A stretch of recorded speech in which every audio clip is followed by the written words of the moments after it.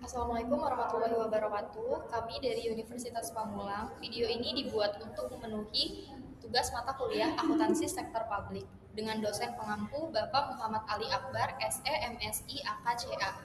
Selanjutnya, izinkan kami memperkenalkan diri terlebih dahulu. Perkenalkan, nama saya Adelia Juliana Putri. Perkenalkan, nama saya Dina Novianti. Saya Novita Puspasari. Saya Delia Yuliana Putri ingin menjelaskan pertemuan 7 terkait sejarah dan perkembangan penganggaran pada pemerintah Indonesia. Yang pertama, penganggaran di era pra-reformasi. Pengelolaan keuangan di era pra-reformasi didasarkan pada aturan yang ditetapkan dalam Undang-Undang Pembendaharaan Indonesia. Undang-undang yang berlaku saat ini yang mengatur pengelolaan keuangan daerah ialah Undang-Undang Nomor 5 Tahun 1974 tentang pokok-pokok pemerintahan di daerah. Selanjutnya ada aturan hukum era pra-reformasi. Yang pertama, Peraturan Pemerintah Nomor 55 Tahun 1975 tentang pengurusan pertanggungjawaban dan pengawasan keuangan daerah. Kedua, Peraturan Pemerintah Nomor 6 Tahun 1975 tentang penyusunan APBD, pelaksanaan tata usaha keuangan daerah, dan penyusunan perhitungan APBD. Selanjutnya ada Kemdagri Nomor 900 Tahun 1980 tentang Manual Administrasi Keuangan Daerah atau Makuda. Yang selanjutnya ada Permendagri Nomor 2 Tahun 1994 tentang pelaksanaan APBD. Selanjutnya ada Undang-Undang Nomor 18 Tahun 1997 tentang pajak retribusi daerah. Selanjutnya ada Kemendagri Nomor 3 Tahun 1999 tentang bentuk dan susunan perhitungan APBD. Selanjutnya ada karakteristik pengelolaan keuangan daerah era pra-reformasi. Pemerintah daerah terdiri dari kepala daerah dan DPRD tanpa pemisahan fungsi. Kedua, APBD disusun internal tanpa partisipasi masyarakat. Ketiga, struktur APBD berubah-ubah dan masih berorientasi anggaran rutin pembangunan. Keempat, akuntabilitas bersifat vertikal, tidak mempengaruhi masa jabatan kepala daerah. Kelima, sistem anggaran dan akuntansi tradisional berbasis kas dan pembukuan sederhana. Keenam, pengawasan fokus kepatuhan dan keuangan belum pada kinerja. Selanjutnya, penganggaran di era pasca reformasi periode 1999 sampai dengan 2004. Setelah reformasi tahun 1998, Indonesia memasuki babak baru dengan lahirnya otonomi daerah. Perubahan ini membawa dampak besar terhadap sistem penganggaran. Pemerintah daerah mulai memiliki kewenangan untuk mengatur keuangannya sendiri, sedangkan DPRD berperan sebagai lembaga pengawas. Proses penyusunan APBD mulai melibatkan masyarakat agar lebih transparan dan akuntabel. Selain itu, muncul berbagai peraturan baru seperti Undang-Undang Nomor 22 Tahun 1999 tentang pemerintah daerah dan Undang-Undang Nomor 25 Tahun 1999 tentang perimbangan keuangan pusat dan daerah. Era ini juga menjadi awal penerapan sistem akuntansi keuangan daerah, menggantikan sistem pembukuan sederhana yang digunakan sebelumnya. Selanjutnya, penganggaran di era pasca reformasi periode 2004 sampai dengan sekarang. Periode ini merupakan kelanjutan reformasi pengelolaan keuangan negara atau daerah yang ditandai dengan diterbitkannya 3 paket undang-undang fiskal, Undang-Undang Nomor 17 Tahun 2003, Undang-Undang Nomor 1 Tahun 2004, dan Undang-Undang Nomor 15 Tahun 2004, yang mendorong penyesuaian berbagai regulasi keuangan daerah. Reformasi ini melahirkan Undang-Undang Nomor 32 Tahun 2004 tentang penetapan Peraturan Pemerintah Nomor 24 Tahun 2005 tentang Standar Akuntansi Pemerintah atau SAP, serta peralihan bertahap dari cash basis accrual ke accrual basis. Sejumlah aturan teknis juga direvisi. Pada Peraturan Pemerintah Nomor 58 Tahun 2005, Permendagri Nomor 13 Tahun 2006, Permendagri Nomor 59 Tahun 2007, dengan tujuan meningkatkan akuntabilitas, transparansi, dan kualitas pelaporan keuangan, meskipun penyempurnaan regulasi masih terus berlanjut. Selanjutnya, yang terakhir ada agenda di masa mendatang. Peningkatan kualitas penganggaran pemerintah perlu dilakukan secara berkelanjutan untuk memenuhi amanat regulasi dan tuntutan publik, terutama penerapan akuntansi berbasis akrual sebagaimana diamanatkan Undang-Undang Nomor 17 Tahun 2003 Pasal 36 Penerapan ini diformalkan melalui Peraturan Pemerintah Nomor 71 Tahun 2010 yang menggantikan Peraturan Pemerintah Nomor 24 Tahun 2005. Namun pelaksanaannya dilakukan bertahap karena menghadapi berbagai kendala seperti keterbatasan SDM kompeten, kesiapan auditor, sistem teknologi informasi, serta belum diterapkannya pelanggaran berbasis akrual secara penuh. Oleh karena itu, meskipun SAP berbasis akrual telah ditetapkan, pemerintah daerah masih diperbolehkan menggunakan cash toward akrual sambil meningkatkan kapasitas dan kesiapan menuju penerapan akrual secara utuh. Selanjutnya, materi selanjutnya akan disampaikan oleh teman saya. Baik, selanjutnya masuk di pertemuan 8 tentang sekilas manajemen strategi dan implementasi strategi pemerintah. Definisi manajemen strategi, di mana manajemen strategi adalah suatu sarana menyediakan kepemimpinan yang maju terkait masalah fundamental organisasi dan lingkungannya secara sistematis, efektif, dan berorientasi pada suatu tujuan. Manajemen strategi sendiri berkaitan dengan bagaimana memperkuat viabilitas dan efektivitas organisasi sektor publik baik dalam hal kebijakan substantif dan kapasitas pengelolaan jangka panjang.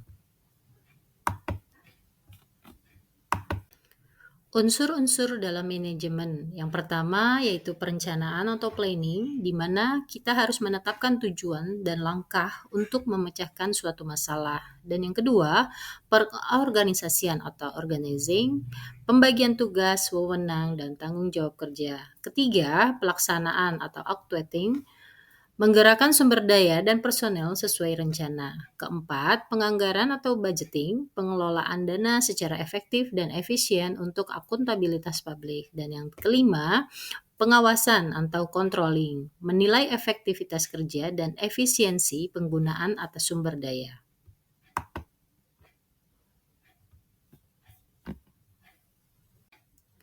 Selanjutnya, faktor yang mempengaruhi lingkungan organisasi sektor publik. Yang pertama yaitu pasar. Pada organisasi sektor publik ditentukan oleh oversight body atau masyarakat dan parlemen karena berorientasi pelayanan publik bukan dari suatu keuntungan. Yang kedua, pengaruh politik, di mana organisasi sektor publik menghadapi tekanan politik tinggi sehingga perlu melibatkan pihak terkait dalam penyusunan strategi untuk meningkatkan komitmen dan kinerja organisasi. Dan yang ketiga, kendala yang akan dihadapi yaitu organisasi sektor publik memiliki ketergantungan pada oversight body sehingga otonomi dan fleksibilitas terbatas dalam pengelolaan suatu organisasi.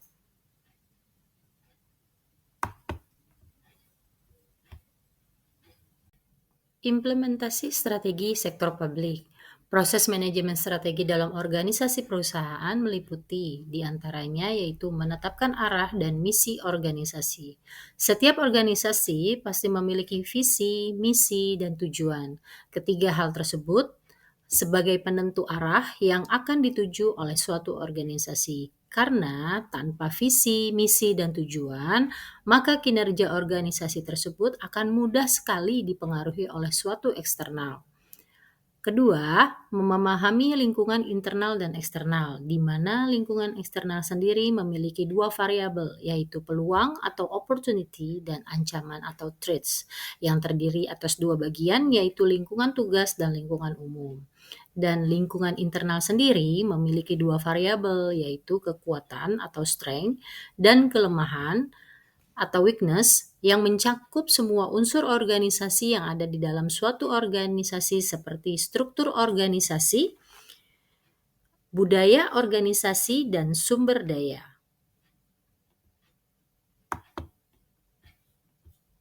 Selanjutnya memformulasikan strategi, di mana formulasi strategi melibatkan penetapan serangkaian tindakan yang tepat untuk mencapai suatu tujuan organisasi. Formulasi strategi ini juga meliputi pengembangan misi organisasi, analisis SWOT, dan menetapkan tujuan jangka panjang.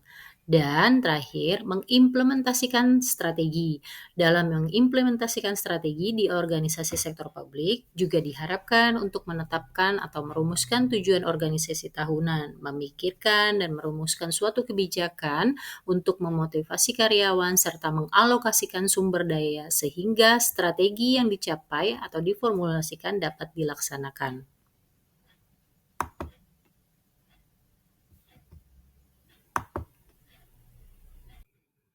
Tantangan manajemen strategi sektor publik di masa depan. Menurut Ritonga tahun 2010, tantangan di masa mendatang dapat diketahui jika kelemahan terhadap implementasi manajemen strategis pada organisasi sektor publik bisa diidentifikasi. Kelemahan yang ada selama ini, terutama untuk pemerintah daerah sendiri, adalah lemahnya kualitas perencanaan anggaran daerah. Perencanaan daerah masih cenderung menggunakan paradigma lama, yaitu penyusunan program dan kegiatan yang hanya berdasarkan kebiasaan dari tahun-tahun sebelumnya, dengan penetapan anggaran itu sendiri yang bersifat inkremental. Penetapan dengan cara inkremental sendiri adalah penetapan besaran anggaran dengan cara menambah atau mengurangi jumlah rupiah pada item-item anggaran yang ada, berdasarkan data tahunan sebelumnya. Jadi sebagai dasar dan tidak ada kajian yang mendalam terhadap data tersebut.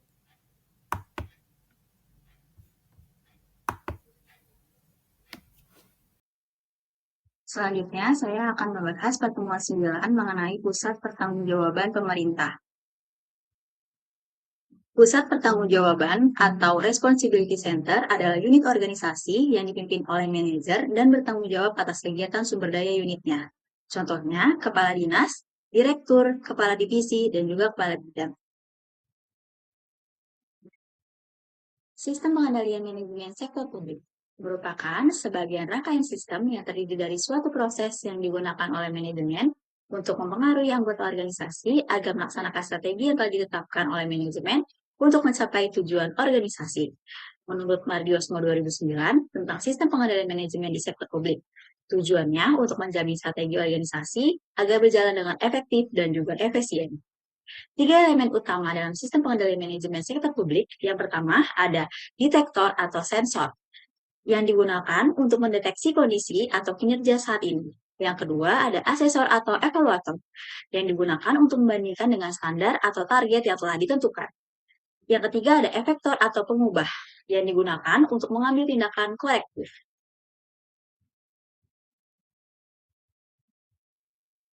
Selanjutnya ada aktivitas sistem pengendalian manajemen. Aktivitas ini merupakan rangkaian atau proses yang digunakan manajemen untuk memastikan bahwa seluruh aktivitas organisasi berjalan sesuai dengan tujuan yang telah ditetapkan. Ada 7 aktivitas dalam sistem pengendalian manajemen. Yang pertama merupakan perencanaan. Perencanaan adalah tahap awal di mana manajemen menetapkan tujuan, strategi, serta target yang akan dicapai oleh perusahaan. Yang kedua merupakan komunikasi. Setelah rencana dibuat, manajemen harus mengkomunikasikannya ke seluruh bagian organisasi. Tujuannya, supaya setiap karyawan paham apa yang harus dilakukan, target apa yang ingin dicapai, dan perannya masing-masing. Yang ketiga merupakan motivasi. Sistem pengendalian manajemen juga berfungsi untuk memotivasi karyawan agar bekerja sesuai dengan tujuan perusahaan. Biasanya motivasi dilakukan melalui pemberian insentif, bonus, penilaian kinerja, dan juga penghargaan. Yang keempat ada koordinasi. Koordinasi dibutuhkan agar setiap bagian atau departemen dapat bekerja selaras dan tidak berjalan sendiri-sendiri. Dengan koordinasi yang baik, aktivitas operasional menjadi lebih efisien dan konflik antar bagian bisa diminimalkan. Yang kelima, ada pengambilan keputusan. Informasi dari sistem pengendalian digunakan manajemen untuk mengambil keputusan yang tepat. Misalnya, keputusan efisiensi biaya, perubahan strategi, ataupun perbaikan proses kerja. Yang keenam, ada pengendalian. Pada tahap ini, manajemen membandingkan hasil aktual dengan rencana yang telah diterapkan. Jika terjadi penyimpangan, maka akan dilakukan tindakan korektif agar kinerja kembali sesuai dengan target. Yang terakhir, ada penilaian. Penilaian kinerja baik kinerja individu, tim, maupun organisasi secara keseluruhan. Hasil penilaian ini menjadi dasar untuk evaluasi, perbaikan, dan perencanaan di periode berikutnya. Selanjutnya, struktur pusat pertanggungjawaban. Pusat pertanggungjawaban berfungsi sebagai budget holder sehingga proses penyiapan dan pengendalian anggaran menjadi fokus manajer. Artinya, proses penyusunan anggaran bukan hanya tugas bagian keuangan, tapi menjadi fokus utama manajer di setiap pusat pertanggungjawaban. Manajer harus memastikan bahwa anggaran digunakan secara efektif, efisien, dan juga sesuai dengan tujuan perusahaan. Dengan adanya pusat pertanggungjawaban, perusahaan bisa lebih mudah untuk mengontrol biaya, menilai kinerja tiap unit, dan mengetahui bagian mana yang sudah atau belum mencapai target. Menurut Mardiosmo 2009, aturan pengendalian dapat dibagi menjadi aturan pengendalian dan aturan pelaksanaan. Setiap manajer memiliki kebijakan untuk memilih dan mengimplementasikan tindakan sehingga pusat pertanggungjawaban menjadi bagian penting dalam pengendalian anggaran. Tujuan pusat pertanggungjawaban menurut Mardiosmo 2009. Yang pertama, sebagai basis perencanaan, pengendalian, dan penilaian kinerja manajer dan unit organisasi. Yang kedua, memudahkan pencapaian tujuan organisasi. Yang ketiga, memfasilitasi terbentuknya goal congruence. Yang keempat, mendelegasikan tugas dan wewenang ke unit yang kompeten sehingga mengurangi beban manajer pusat. Yang kelima, mendorong kreativitas dan inovasi bawahan. Yang keenam, sebagai alat untuk melaksanakan strategi organisasi secara efektif dan juga efisien. Yang ketujuh, sebagai alat mengendali manajemen. Jenis pusat pertanggungjawaban. Yang pertama, ada pusat biaya atau expense center. Fokus pada efisiensi biaya yang digunakan untuk menghasilkan output. Contohnya ada pada Kementerian Kesehatan. Jadi, efisiensi diukur dari input versus output. Efektivitas diukur dari tingkat kepuasan publik. Yang kedua, ada pusat pendapatan atau revenue center. Unit ini berfungsi untuk menghasilkan pendapatan negara atau daerah. Contohnya ada Direktorat Jenderal Pajak, Direktorat Jenderal Bea Cukai, dan Dinas Pendapatan Daerah. Kinerjanya diukur dari realisasi pendapatan terhadap target anggaran. Selanjutnya, ada pusat laba atau profit center. Prestasi manajer dinilai berdasarkan laba yang diperoleh dengan membandingkan input dan juga outputnya. Dan hasilnya dinilai dalam satuan moneter. Contohnya, BUMN yang masih mendapat dana APBN namun beroperasi layaknya bisnis. Yang keempat, ada pusat investasi atau investment center. Dinilai berdasarkan laba yang dihasilkan atas dasar investasi yang ditempatkan pada pusat pertanggungjawaban tersebut. Contohnya ada pada proyek wisata dan infrastruktur publik seperti jembatan, jalan, dan juga taman. Fungsi utama dari sistem ini adalah menjadi dasar untuk menilai pencapaian kinerja unit organisasi dengan cara membandingkan antara hasil aktual dan anggaran yang telah ditetapkan.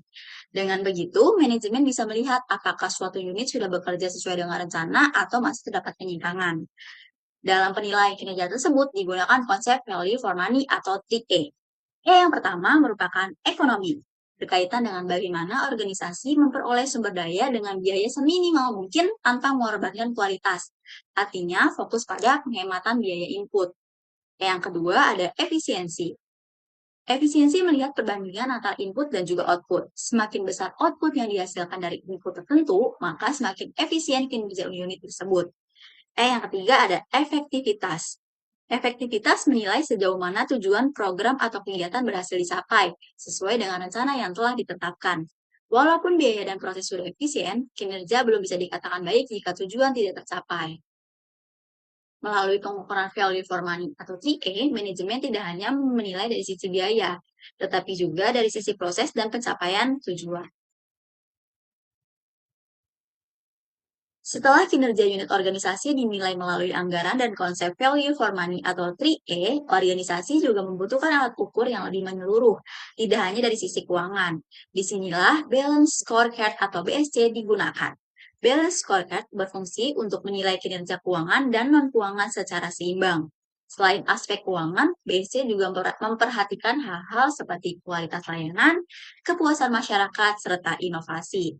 Dengan pendekatan ini, organisasi tidak hanya dinilai dari seberapa besar anggaran yang dihabiskan, tetapi juga dari manfaat dan dampak yang dihasilkan.